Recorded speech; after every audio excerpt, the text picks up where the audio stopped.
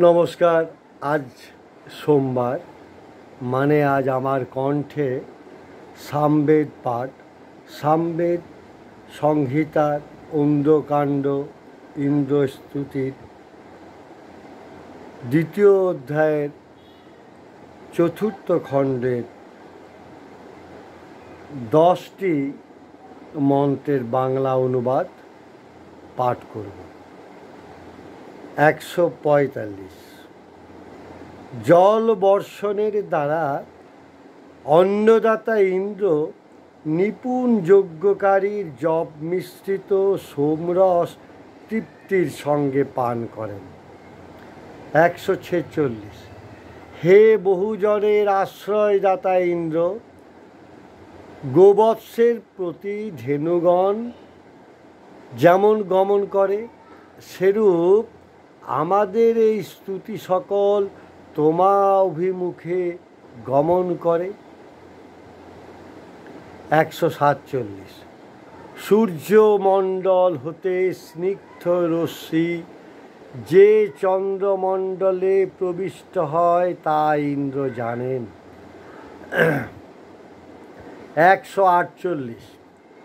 অতিবর্ষণকারী ইন্দ্র যখন ঋতকর্মের দ্বারা মহান বারি রাশিকে প্রেরণ করেন, তখন পূষারূপী সূর্য তার সহায়ক হন।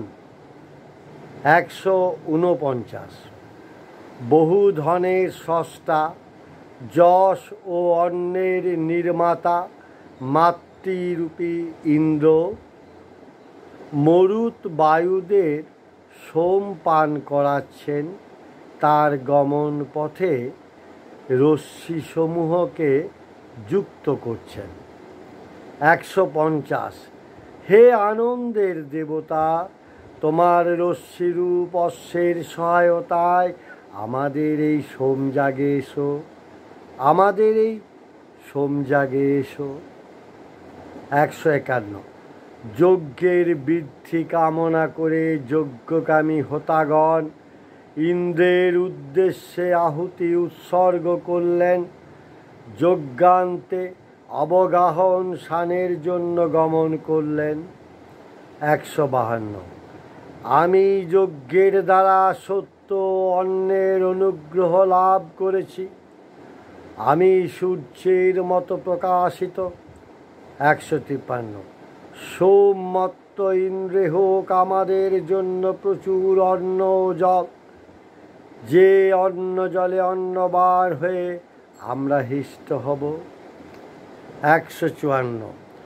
সোম ও পূষা বিশ্বের সকল পদার্থকে জানুন, যারা দেব রশ্মিগণের সঙ্গে রথে যোজিত। এই 10টি মন্ত্রের মন্ত্রদ্রষ্টা ঋষিগণের নাম ঋগ্বেদ পাঠের সময় আমি বহুবার করেছি, তাই বিরত থাকছি। মন্ত্রদ্রষ্টা ঋষি কবিদের আমার প্রণাম, আপনাদের শ্রদ্ধা ও ভালোবাসা।